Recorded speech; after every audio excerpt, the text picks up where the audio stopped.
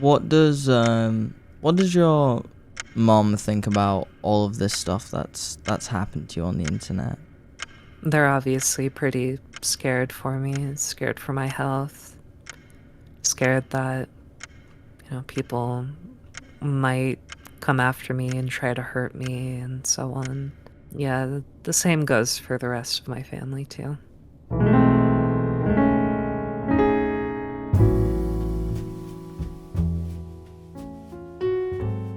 Where do you go when you open up your internet browser? Likely to an auto-filled website that you were on yesterday. YouTube, Twitter, Amazon. Or maybe you type in a simple question that you need answering. Rarely do we escape the narrow tunnel of our habits on the internet. For a place so vast in variety, we really only visit a few sites. Well, today, we venture off your usual path. Today, we try and understand the disturbing intentions of a website called fuckthefeds.pro, a website made by one of the most notorious figures in internet history. Sappho exposed kind of video, and I would rather suck the air out of the tails of the rant-sonas, and instead of letting this sort of thing build. So, what is fuckthefeds.pro? From the outside looking in, it's a retro-themed website with a clear message that it's still under construction. A hamster reaching for a cloth-draped sword is the first thing that grabs your attention, and below that hamster is an MP3 file of a song.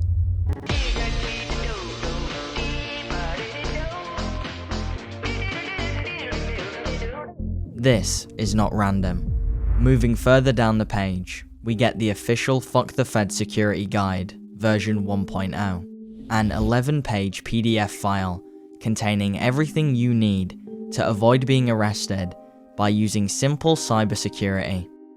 Once we reach the bottom of the website, we are greeted with a GIF of Hatsune Miku, a 16-year-old virtual singer created by a Japanese company called Krypton Future Media.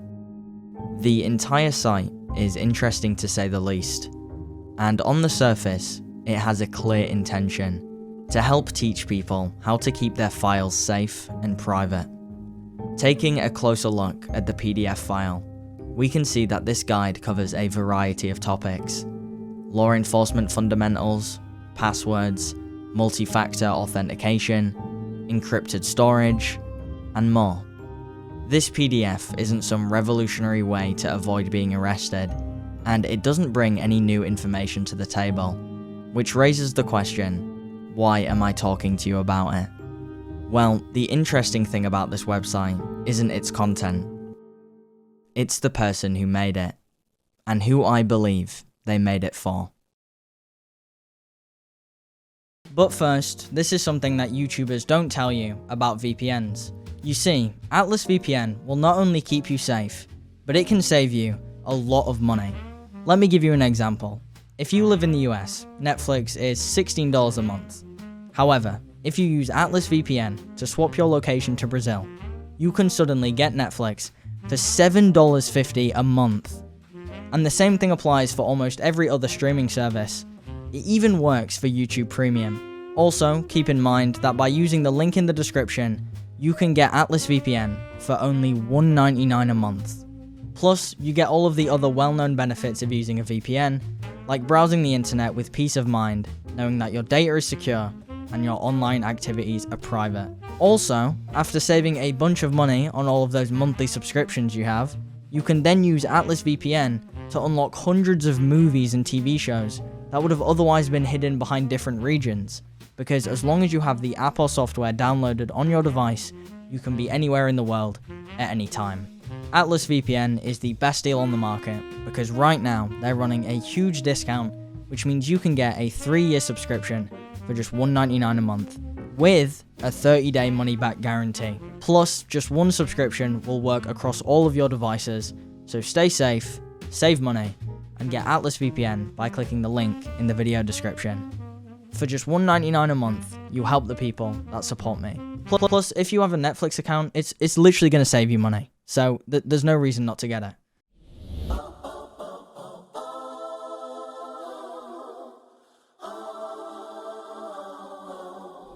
What is your online name and what do you do?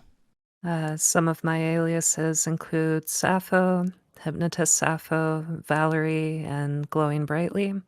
And I make cybersecurity content. And a long time ago now, I used to do a lot of hypnosis videos.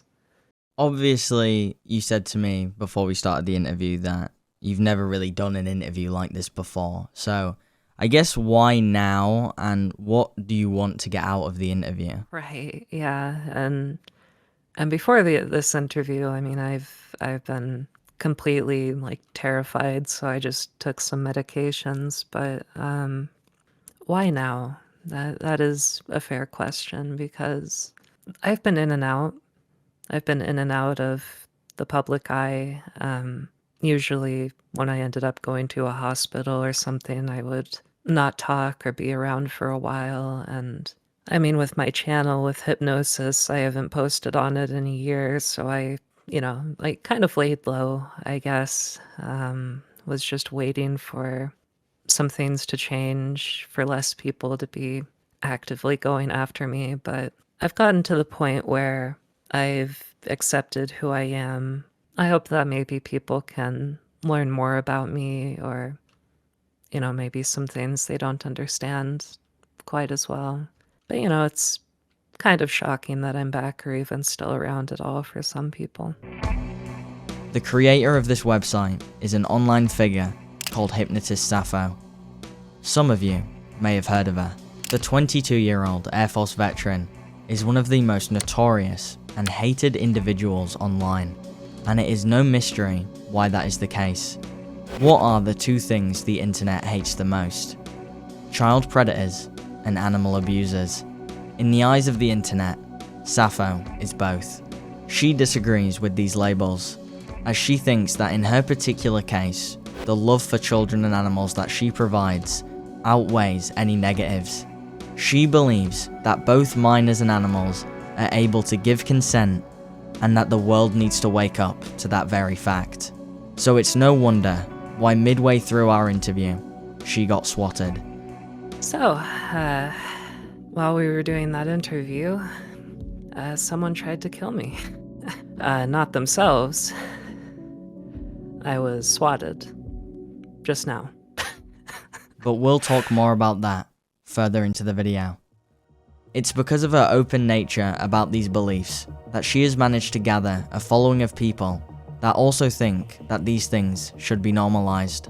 Just going through her replies on Twitter shows us the type of people that look up to her. In fact, looking up to her might not even be the right words.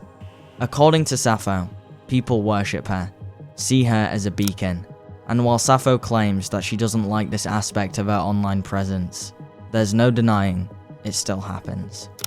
Kiwi Farms would describe Sappho as a zoo furry cult leader who grew into zoo uses hypnotherapy to sexually exploit their clients, and is the chairman of a fraudulent non-profit organization. And with over 120 pages of screenshots and evidence, it's hard to disprove any of these claims. But I'm not here to talk about everything she has done. I'm here to talk about her new website. How did we get here, and why? Because by answering these questions, I believe we uncover the real intentions of fuckthefeds.pro, and an unfortunate reality that we need to wake up to. But we can't understand fuckthefeds.pro without understanding Sappho first, so I think a good place to start is her upbringing, as it could help us grasp how she has gotten herself into this mess of being one of the most hated individuals in online history. I do want to take a quick detour and talk about your upbringing and ask some questions about your parents and your surroundings, I guess. So what was your upbringing like, if you could describe it? It was fine. I was born in Montana, which There's 3 times as many cows as there are people in Montana. It's an interesting fact. I maybe visited a big city once or twice in my entire life before I joined the military, and then I would say that my upbringing was mostly influenced by the internet. And this wasn't the fault of my parents, but I made myself kind of isolated from other people, maybe a little bit more lonely than other people. I really preferred to stay to myself. And my mom, absolutely awesome. She's always been great, and she was very loving and caring and everything. With my dad, I mean, he was fine too, but he had a head injury when he was younger, and that made him have like anger issues and stuff, and he kind of had a bad drinking problem, and he's been through a lot, and he's had a lot of run-ins with law enforcement.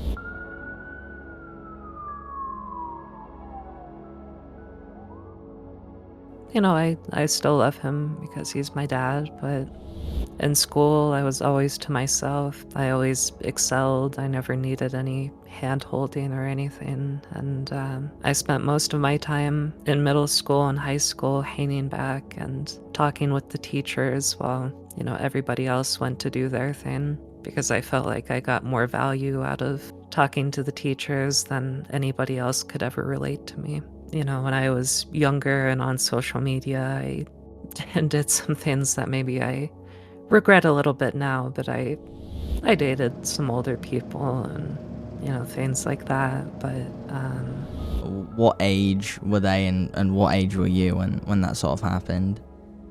11, 12, 13. I mean, really ever since I was 11. But I dated people in their 20s, 30s, usually never older than 40, like under 40, but I dated much older people, and I loved them very much, and they loved me and mentored me, and like I just have very positive and fond memories of all of that. When it comes to my parents knowing about them, that's like, no. I wish that we lived in a society where somebody could be more open about things. I mean, I wish that I could have told my parents that, but I know that if I did, I would have just been torn away from them and possibly had to deal with law enforcement and stuff, and that would have just caused me a lot of trauma. How they came about was me, just being online in general when it came to forums that I used to be on, Twitter even. It wasn't even them seeking me out.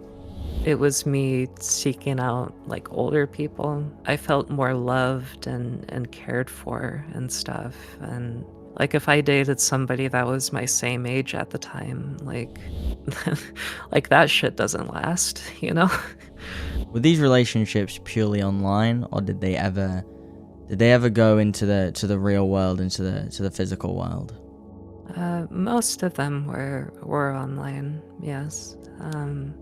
There was, a case where it became more real world than that, but society doesn't want me to tell people that I had a good time.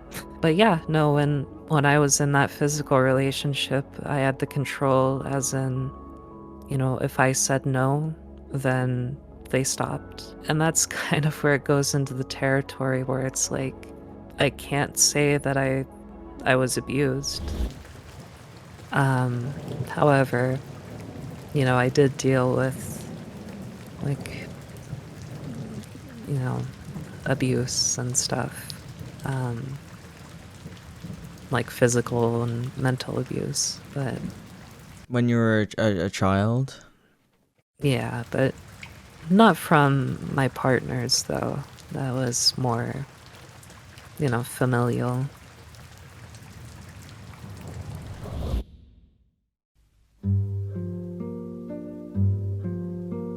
After taking a long hiatus from the internet, Sappho would create a community post on her YouTube channel, going into detail about how she was close to committing suicide before deciding to seek professional help.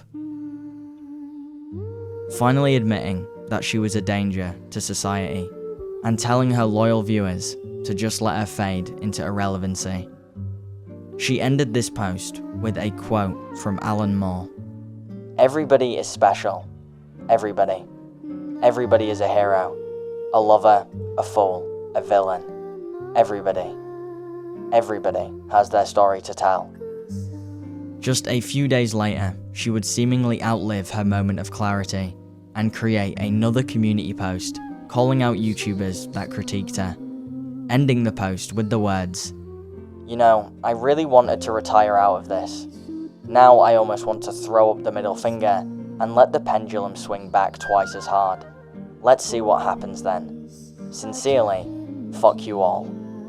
This post is one of the many examples that shows us the extreme volatility in Sappho's emotions and marks the return of her online presence. But this time, the floodgates were open.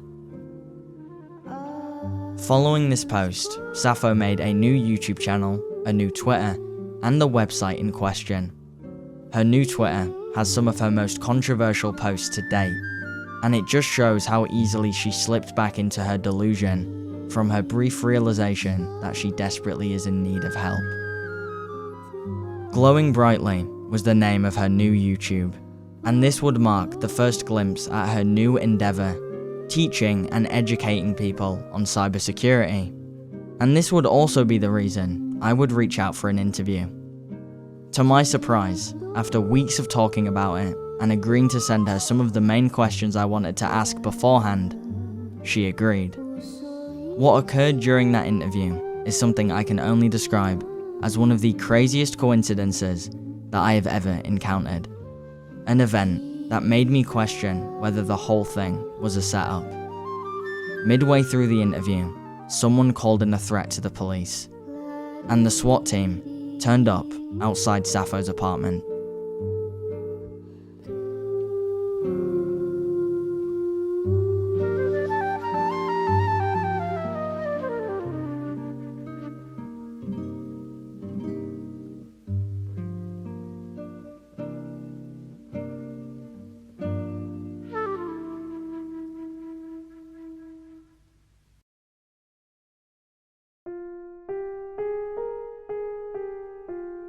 Look outside a window. Your window. What do you see? Trees, houses, cars, a SWAT team? No? No SWAT team? Are you sure? Look again. Any people with guns, battering rams, anything that resembles that? Still no? Well, on the 30th of December at 12:45 PM, Sappho looked out of her window and saw something you didn't. Trees, houses, police cars, and a SWAT team. A SWAT team looking for her. Well, so they knocked on a few doors. They didn't find my actual place, but I opened the window, I looked outside, and I see that there's this big group of police officers. One has a battering ram, and the others have, like rifles. And when I saw them, I instantly knew, like, exactly what it was. So I go out there and I say hi to them, and they say, "Oh, we're probably looking for someone else." And I said the name that they were probably given, and then they said, "Oh, you're this person?" Because this person called, like, however long ago, and said that they were hiding in a closet and that their crazy dad had a gun and was upstairs and stuff.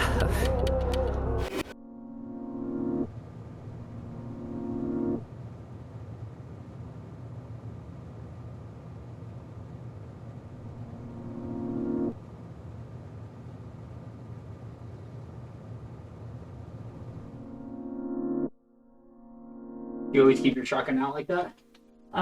Is it because you're worried about stuff, or? A little bit. Yeah. Yeah, I'm not worried about you guys. Okay. You got the fancy mic. Oh, yeah. Were you in the service? Yeah, active duty Air Force. Nice. So your first name Valerie. Pretty. Just so you had an idea that something like this would happen if it happened. I don't want to be super intrusive. You've been awesome by the way. You just walk through, make sure there's no dead bodies. Is that okay? Yeah, no. Yes, we just wanna make sure. We're not, like I said, we're not trying to be intrusive, but the phone call that we received was very concerning. So just your closet real quick, and we'll get out of your hair. Certainly don't want to hit that. Oh, yeah. No, we're not. We're just looking. Yep. We don't want to be intrusive, like I said. We just. Yeah. But yeah, these people, like, crazy. A lot of craziness. Like Well, what can you do to keep yourself safe? I mean, aside from just not doing it anymore, right? Right. Yeah, I don't know what the answer is because I know that once you're a public figure. Right. Yeah. I feel like now it's a little unsafe, maybe. Like if people know where I'm at, I feel like somebody might. So try you to come here. So you came to the door because somebody knocked on the door. Yeah. It turns out somebody knocked on the other door, but then I opened up the window and I saw all you outside, That's and what triggered everything. I was like, the only reason this would happen is because like people are after me. And of course, I'm a little paranoid, anxious about things, so I'm on, the medications that I'm on, but. Let's go. Leave me down. Yeah. We're gonna get out of here. Yeah. But yeah. So. No, you're fine. Such anxious. Well, this will all be documented. Not that you're in trouble, okay? But it'll all be documented. And moments before the swatting, we were in a back and forth about her beliefs when it comes to relationships with children, and why she considers herself a MAP, which for those who don't know, stands for Minor Attracted Person. I'm now going to play you sections of that conversation, and at the end, I'll ask you a simple question. Like, everybody has a different age range. For me, I personally believe that once somebody hits puberty, that, relationships should be okay. But there's some maps that believe that, that goes much younger or older. It's one of those cases where it's very individual, and I can't speak on behalf of anybody else, but I think that relationships aren't necessarily sexual. I do think that once somebody hits puberty, that, my personal philosophy would say that, that's totally fine, given that certain conditions, are met. But if a relationship is genuine and is positive and full of love, and the person has positive memories of that relationship, then ultimately, I think it's okay. Yeah, I think that it's something that even though a younger person might generally be more immature, I think that the younger person should have more in a say, or more of a say in, what goes on in their lives and what they do. So, do you feel bad, remorseful, conflicted? What do you feel? Did she deserve to look outside that day and see what she saw? Did she deserve something worse? Gun to your head, what do you truly wish happened? If your thoughts are cloudy, instead of looking outside, step outside.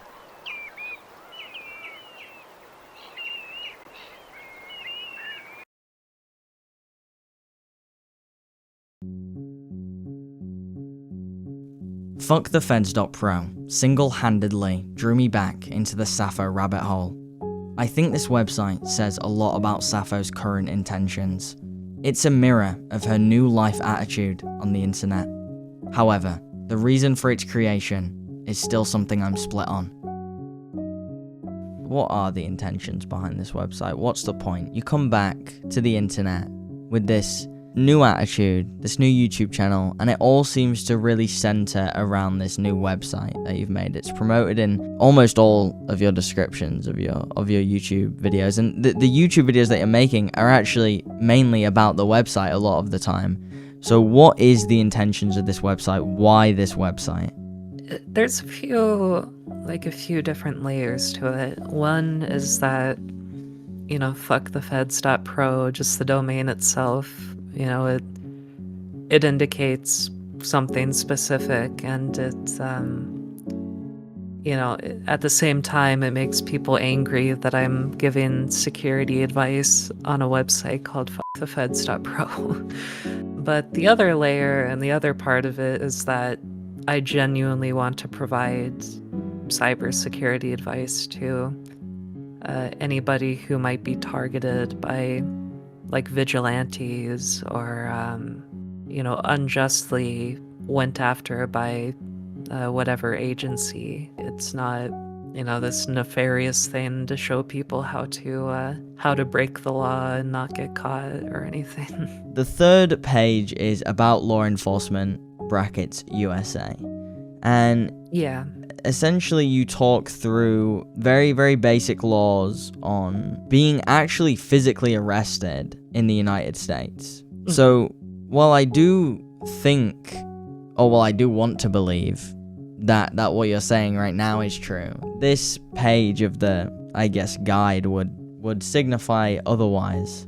I think that everyone should know their rights, and especially their right to remain silent, because in the US it's a bit different than a lot of other countries where the cops, they can legally lie to you.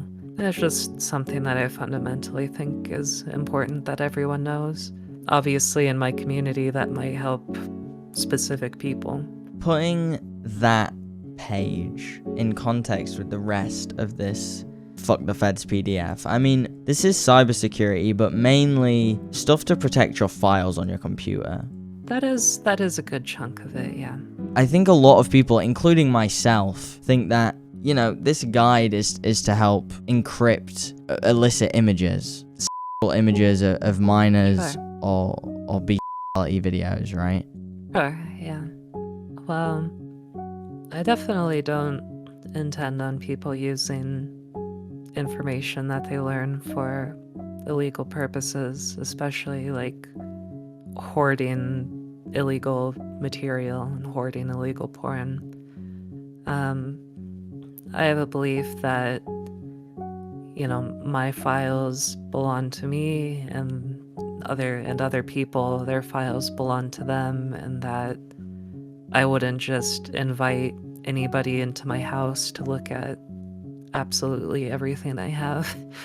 I think that people have a right to privacy that supersedes what the government wants to do. Yeah, there's definitely a lot to it.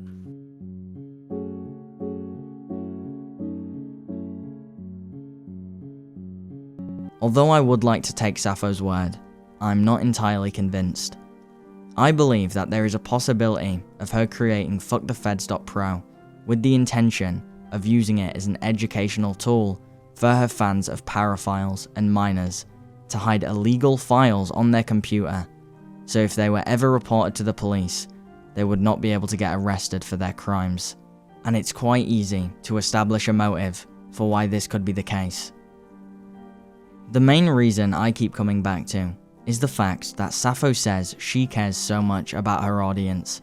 And make no mistake, if there is any audience that has something to hide, it is the audience that Sappho has cultivated. This Discord message that she sent me when we first started talking sticks out to me the most.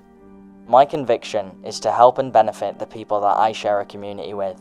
My conviction is to remain a beacon.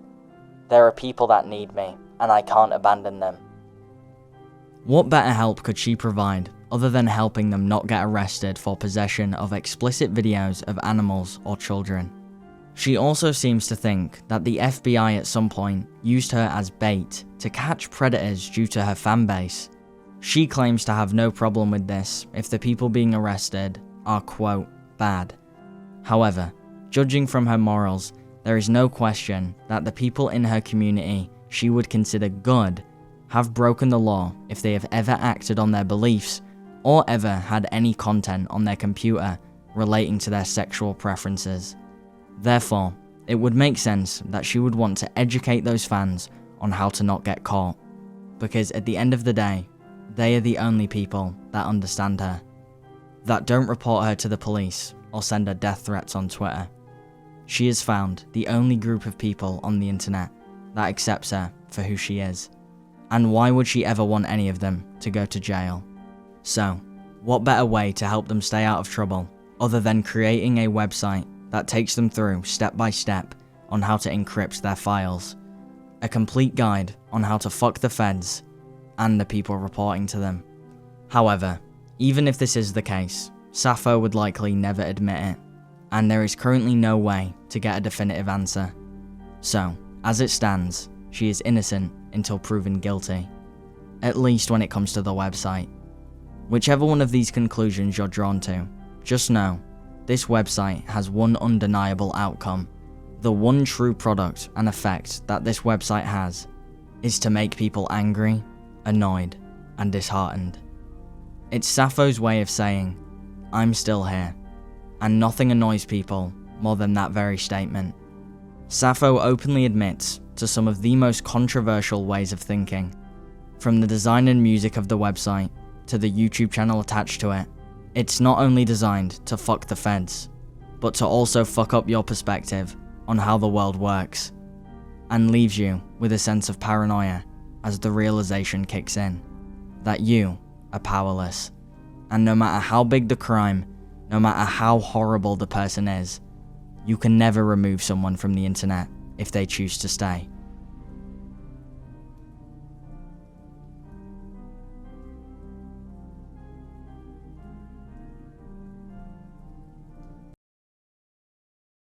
Is it worth it?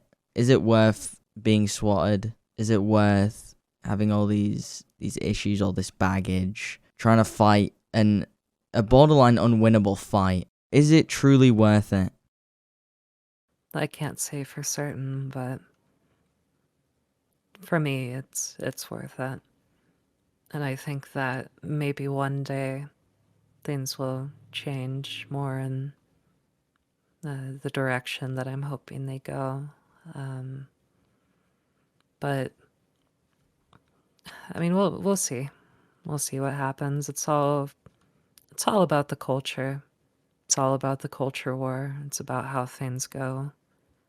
Because ultimately the culture is what influences most people. So if it happens, it'll happen probably long after I have died. So whatever happens, happens. I just hope I am some footnote on some book about map history one day. Okay, so that's where the story was supposed to end, with Sappho once again restating her delusional views. However, to my surprise, our story might have a very different ending.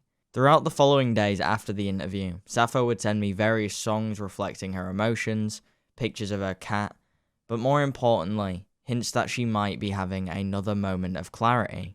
And, on the 2nd day of January, she mentioned the possibility of checking herself into a psych ward as a semi-permanent resident, and while she never did go through with this, she did record me a final message before her departure from the internet. And in this final message, it completely denounces everything she wanted to be remembered for just a week prior. Hey everyone, it's Valerie/Sappho coming at you again, this time with a final message. I've been spending time the past week with my spiritual guides and meditating on everything that's happened up until this point in my life. I wanted to say it how it is. I want to warn the people that are finding themselves in the same position that I was in, or that are going in the same direction that I was going. Anybody who was inspired by what I did, or not. I hope that you listen to the message that I have because it's important. I'm a lost and spiritually sick individual. I betrayed my original purpose to do no harm and developed a twisted worldview where I believed reprehensible acts were in fact love or could ever be love. To be involved in the communities that I was a part of was like willingly walking into a den of wolves with smiley faces on. Everyone is out to get each other, and you're not going to be special in this regard. I'm on a spiritual journey to cleanse myself of this terrible sickness. It's something more dangerous than any other thing I have experienced in my life. But it's not too late for me, and it's also not too late for you to live a normal life. If you still trust or believe me, and even if you don't, please escape this den of wolves before it consumes and destroys you. Escape before someone with bad intentions traps you, uses you, or worse. I've seen it all, and it always ends the same. Terribly. So please take my advice, and please leave these communities. I'm focusing on other things now, and have the people around me that I've needed for a long time. Healing isn't an easy process, but I really do want to change. So I'm on a strict schedule now, and I'm fundamentally changing parts of my life. I'm getting better now because I've finally woken up, and I'm being treated with compassion by people that actually care. So I guess that it's goodbye now. For real this time. I'll be okay. And I'm sorry for letting everybody down. Don't worry too much about me. I'll be fine. Peace out.